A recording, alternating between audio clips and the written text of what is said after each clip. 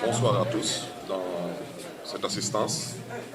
Particulièrement, je me permettrai de saluer la présence de toute la presse et remercier aussi la présence de nos chers invités. Et vous me permettrez, à l'entame de mon propos, de saluer et de remercier tous les notables de la commune de Mermoz-Sacré-Cœur, délégués de quartier, imams et représentants de la paroisse Saint-Pierre des Baobabs.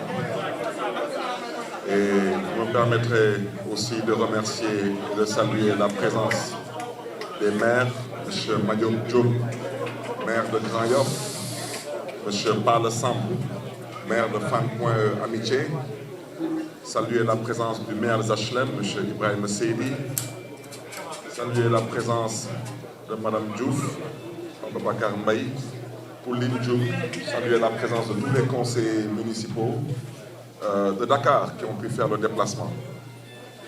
Et dire aujourd'hui que ce point de presse a été convoqué pour pouvoir échanger avec la population de la commune de Mermoz-Sacré-Cœur en particulier, j'insiste en particulier, mais en général avec les populations du département de Dakar, sur ce que nous considérons comme étant une agression totalement injustifiée contre le peuple de Dakar. Et raison pour laquelle, dans un premier temps, nous avons choisi de tirer sur la sonnette d'alarme. Et bien sûr, en espérant que nous saurons nous organiser, nous donner la main pour pouvoir faire face à cette agression qui est partisane, qui est clanique, qui est politicienne et qui est totalement injustifiée. Je voudrais, à l'entame de mon propos, rappeler que je fus député à l'Assemblée nationale du Sénégal lors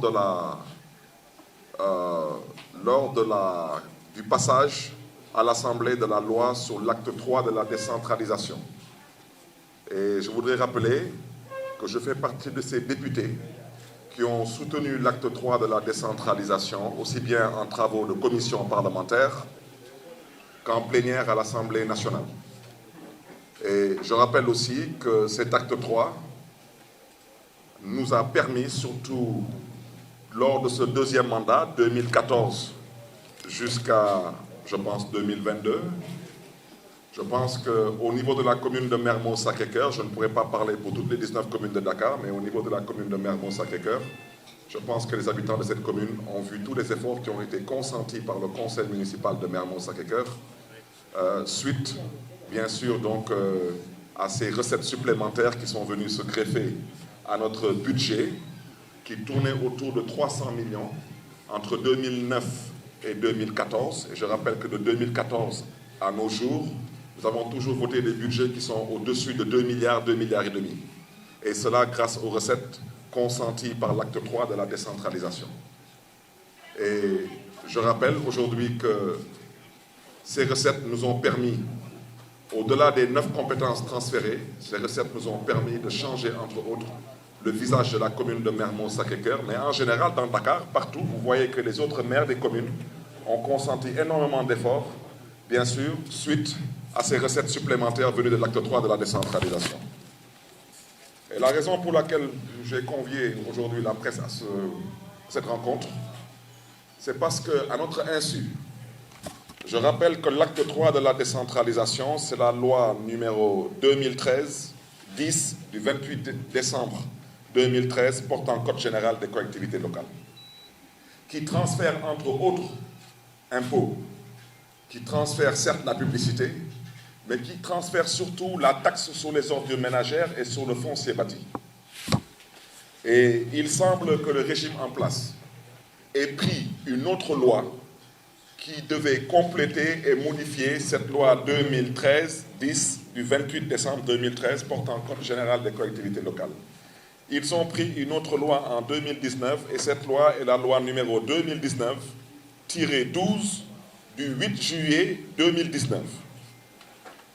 Alors, il faut qu'on se comprenne, parce qu'on n'a jamais pensé qu'au Sénégal, on pouvait descendre aussi bas dans la bonne gouvernance et la gestion publique.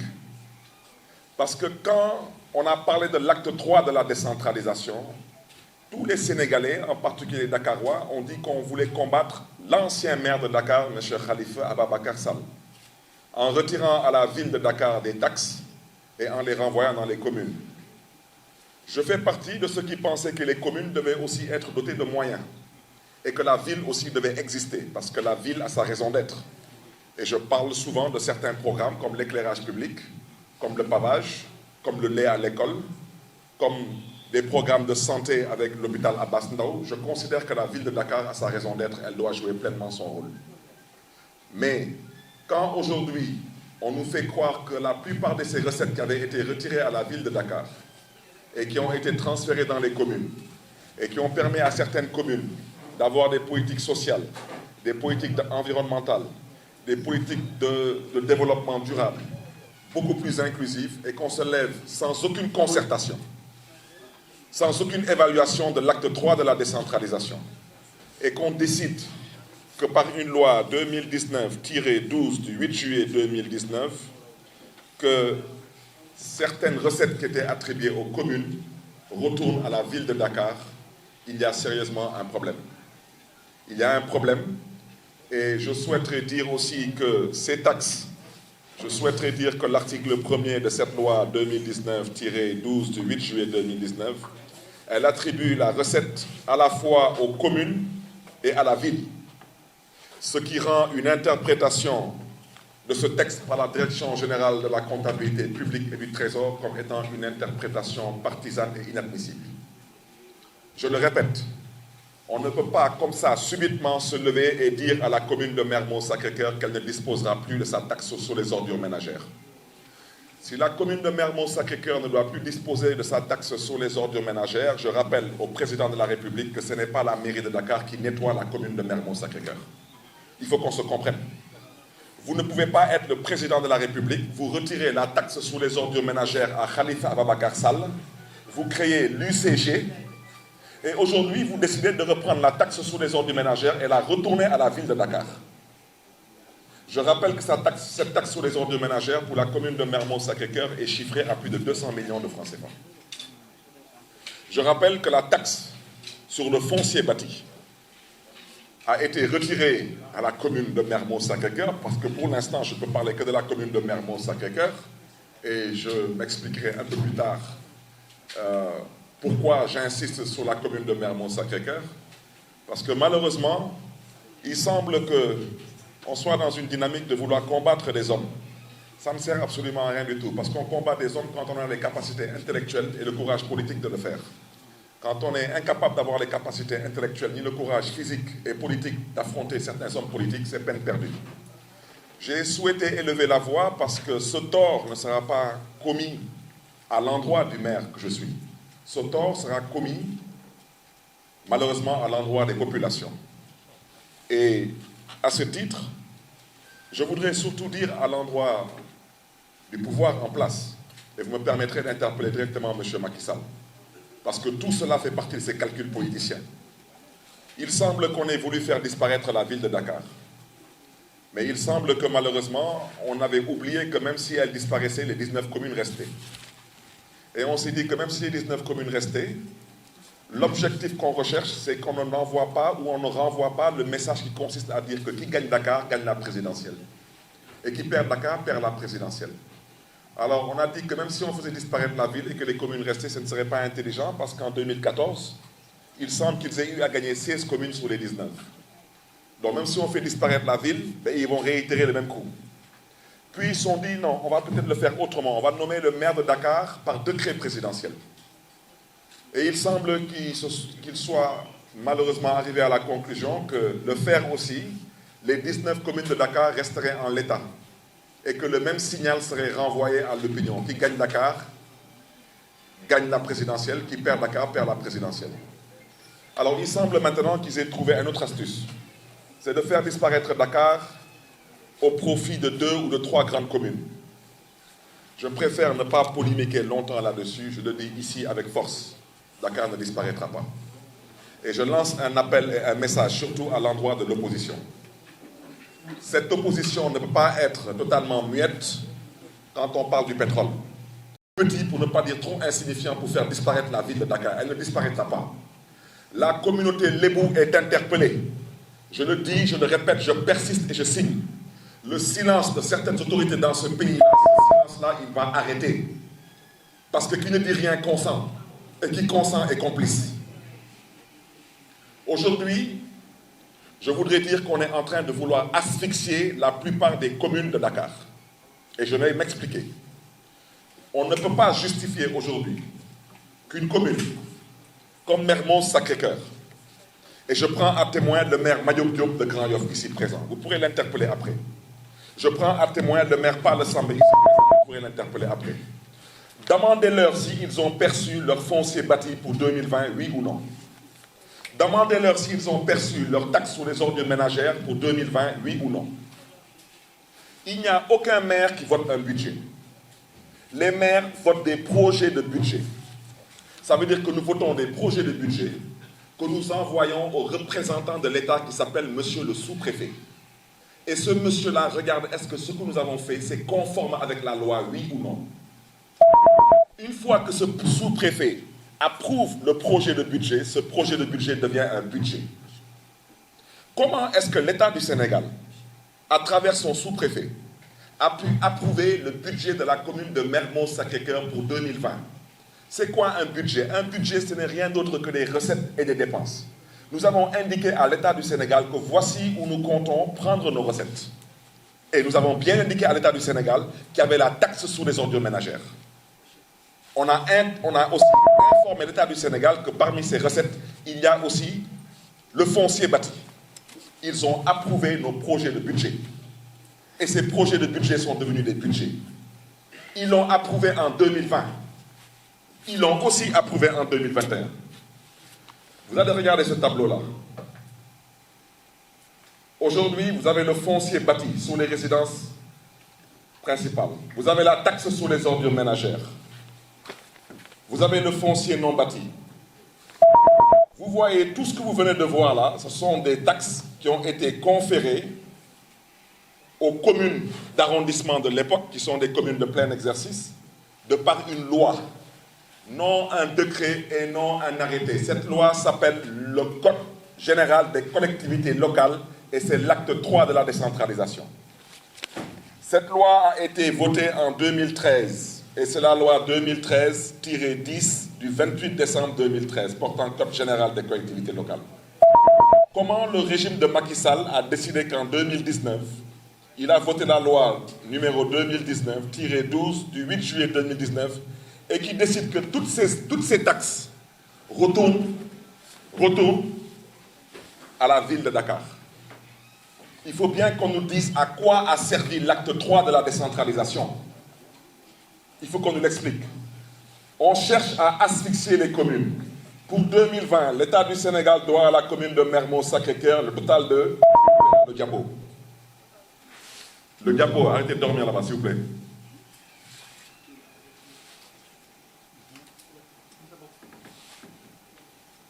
Non, retournez à la première page. Pardon, s'il te plaît, laisse-le faire son travail. Retourne à la première page. Descends en bas, total. Total. Vous voyez le cumul des taxes que l'État du Sénégal doit à la commune de Mermoz-Sacré-Cœur, c'est 687 152 800 francs. Parce qu'on cherche à asphyxier Barthélémy Diaz. Une fois de plus, cette commune n'appartient pas à Barthélémy Diaz. Ce n'est pas parce que nous sommes en train de prouver ce que nous sommes capables de faire avec l'acte 3 de la décentralisation qu'on veuille nous priver de ces recettes. Et ces recettes, vous verrez que la même chose se passe dans presque toutes les autres communes de Dakar, sans aucune concertation, sans aucune démarche inclusive, sans aucun échange. Et tout le monde a envoyé des projets de budget à qui de droit, donc aux représentants de l'État, pour indiquer que voici où nous comptons avoir des recettes. Je vous invite à partir sur le deuxième tableau, s'il vous plaît. Vous allez voir que ces recettes ont été recouvrées en 2018. S'il vous plaît, montez un peu le diapo. Descendez un peu. Voilà, juste là-bas, c'est bon, c'est bon. En 2018, la commune de Mermoz-Sacré-Cœur, ce que vous voyez carrément à l'extrême droite, sont les comptes. Les comptes 70-20, le compte 724, le compte 725, etc. En 2018, vous voyez ce que la commune a eu. Par exemple, on prend la taxe sur les ordures ménagères. Vous voyez qu'en 2018, on était à 57 millions. En 2019, on passe presque au tiers, à 12 millions. Et en 2020, on est à moins de 2 millions. Je rappelle que ces taxes ne sont pas recouvrées par les agents de la commune de Mermoz-Sacré-Cœur. Ces taxes sont recouvrées par l'État central et qui est supposé les mettre à disposition de la commune à travers le centre fiscal qui est rattaché à cette commune. C'est pour dire aujourd'hui qu'il y a une volonté manifeste de vouloir asphyxier des mairies et cela est à dénoncer. Mais ce qui est plus grave, c'est que quand on prend aujourd'hui même des sites qui doivent payer le foncier bâti et qui sont dans la commune de Mermoz-Sacré-Cœur et qu'on les envoie dans une autre commune, ça c'est vraiment le summum, c'est que vraiment on cherche vraiment à asphyxier le maire que je suis et à priver à la commune de Mermoz-Sacré-Cœur de taxes de façon totalement irréfléchie. Alors là, c'est une déclaration de taxes sur le foncier bâti, les ordures ménagères. Alors la raison pour laquelle je me suis permis de prendre cette déclaration de taxes, parce que tout le monde dans cette salle connaît cette maison. Tout le monde. Vous allez agrandir un peu. Alors là, vous allez me permettre tout de même de présenter mes excuses à mon ami Parle Samb, parce que je pense que comme lui, il est plus proche de moi, alors c'est lui qu'on met dans la danse, quoi. La dernière fois, je le taquinais. Je lui disais maintenant, la commune de Mermoz-Sacré-Cœur et la commune de Fann-Point sont partagées par un poteau de courant et il rigolait. Je lui dis, mais quel que soit Alpha, c'est de bonne guerre. Mais je salue sa présence. Et ce que je veux dire là, c'est pour vous démontrer à quel point on veut combattre un homme qui ne vous a rien fait. Ça, c'est la déclaration de M. Khalifa Ababacar, ancien maire de Dakar, propriétaire d'une maison à Sacré-Cœur 2, qui est le siège de Taxawu Sénégal, et que tout le monde connaît. Vous allez regarder en haut, on a encerclé en bleu. L'adresse, c'est Sacré-Cœur 2. Je pense que tout le monde voit Sacré-Cœur 2. Et bon, si vous voyez carrément en haut, à gauche, vous voyez Khalifa Ababacar Sall. Au passage, je lui présente mes excuses, mais c'est un homme public, il n'a rien à cacher. Je rappelle que c'est l'une des rares autorités, pour ne pas dire la seule autorité, qui a accepté de faire une déclaration de patrimoine sans qu'on lui demande de le faire. Donc je pense qu'il n'a rien à cacher. En bleu, vous voyez que l'adresse c'est Sacré-Cœur 2. En bas à gauche, en jaune, vous voyez que c'est le foncier bâti. En vert, vous voyez que c'est la taxe sur les ordures ménagères. Mais juste en bas du bleu, ben, vous allez voir, ils l'ont mis dans la commune de Fan.e. Mais j'aime bien parler, mais je laisserai à Parle prendre cette recette. Mais je voudrais seulement dire que le maire Parle Sam n'a rien à voir avec ça, parce que ce n'est pas lui qui recouvre les recettes. Ça veut dire qu'il faut que l'État du Sénégal, tout de même, arrête de verser dans cette méchanceté idiote. Parce que c'est de ça qu'il s'agit. Sacré-Cœur 2 n'est pas dans la commune de Fan.e. Et même le maire de Fan.e assis ici, c'est en âme et conscience que Sacré-Cœur 2 n'est pas dans la commune de Fan.e. Alors, ce que le maire de Fan.e lui-même ne recherche pas, je ne comprends pas pourquoi les fonctionnaires qui n'ont rien à voir avec la politique cherchent à priver la commune de Mermoz Sacré-Cœur de recettes. Il n'y a absolument aucun sens. Et ça, je tenais à donner cet exemple parce que tout le monde connaît cette maison, connaît ce siège et sait que ce siège ne peut pas payer son foncier bâti et ça tombe au point E. Parce qu'elle n'est pas au point E. Et je voudrais dénoncer ça parce que malheureusement, ce qui est en train de se passer, c'est que nous sommes obligés aujourd'hui de revoir certaines préoccupations du conseil municipal de Mermoz Sacré-Cœur.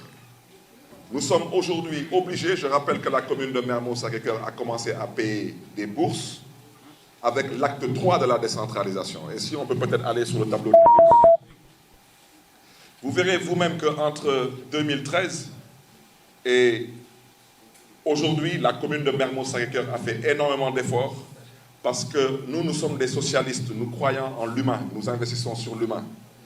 Vous verrez vous-même qu'entre l'année scolaire 2017-2018, nous avons dépensé 80 millions en termes de bourses. Vous pouvez remonter s'il vous plaît là. Entre 2018 et 2019, nous avons payé 99 millions de bourses. Entre 2019 et 2020, nous avons payé 134 millions de bourses. Entre 2020 et 2021, nous avons payé presque 160 millions de bourses. Et toute publicité mise à part, vous pouvez interpeller toutes les écoles de Dakar. Interpeller IAM, Subdeco, ISM, comme disent les Wolof Koulim Djoum. Il n'y a aucun élève, aucun étudiant dans la commune de Mermoz Sacré-Cœur qui est bachelier et qui souhaiterait faire des études universitaires et que la commune de Mermoz Sacré-Cœur ne soit pas disponible pour vous accompagner. Mais je suis au regret de dire que à l'impossible, nul n'est tenu, parce que ce combat n'est pas le mien, c'est le combat du peuple de Dakar. Je souhaiterais dire que nous allons faire des efforts pour que tous les étudiants qui sont particulièrement orphelins de père et de mère, orphelins d'un parent, ou bien qui ont eu une bourse de la commune de Mermoz Sacré-Cœur avec un bac adossé à une mention, la commune de Mermoz Sacré-Cœur fera des efforts pour honorer ses engagements auprès de ces écoles. Mais je tiens à dire que la commune de Mermoz Sacré-Cœur ne pourra plus distribuer de bourses universitaires parce que si on vit dans un régime dans lequel on cherche à asphyxier des hommes politiques, voici les résultats malheureusement.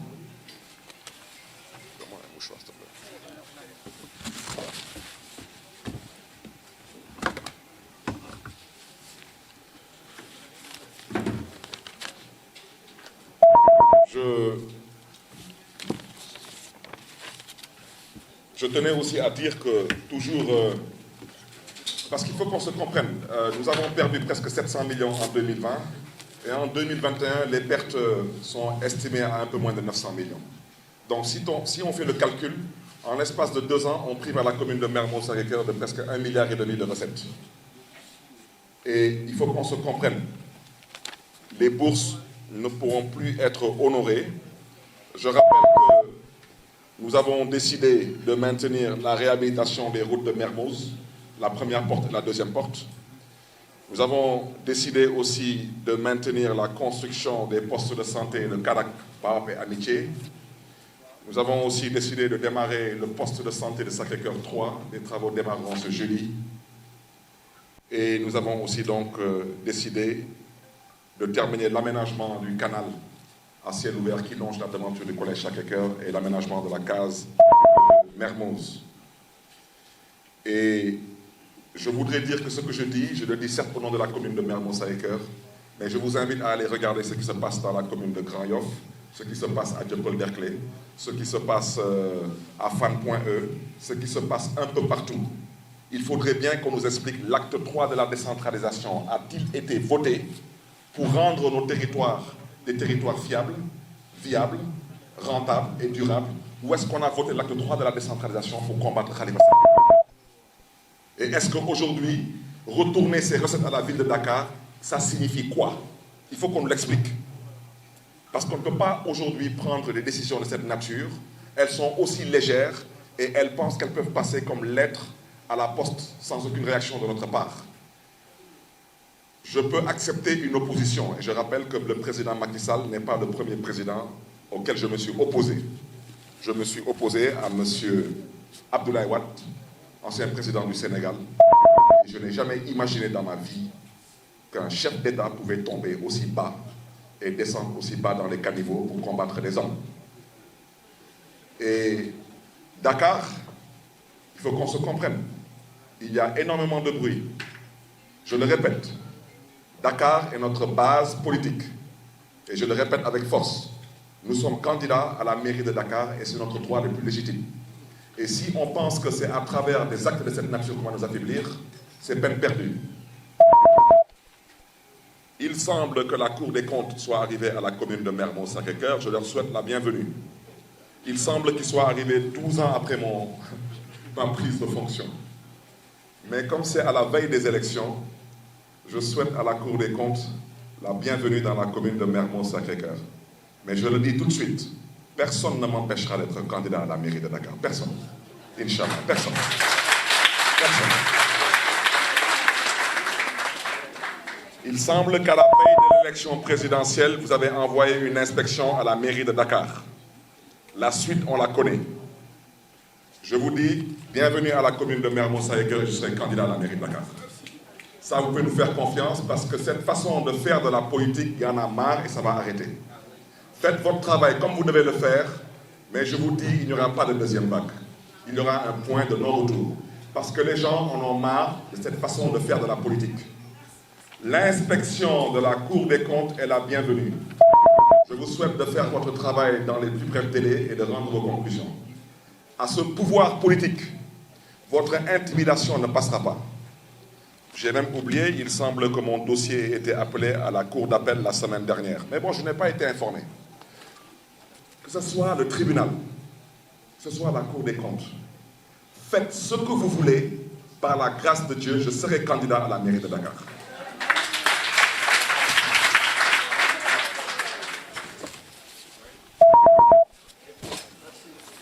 Voilà, ma jëm ko tënk nag ci wolof. waaw ci wolof xanaa di gërëm ñëpp di sant ñëpp di remercier la présence de la presse ngeen bàyyi seen lépp ñëw fekkee waxtaan bi ak ndaje bi ñu ngi leen di gërëm di leen di sant.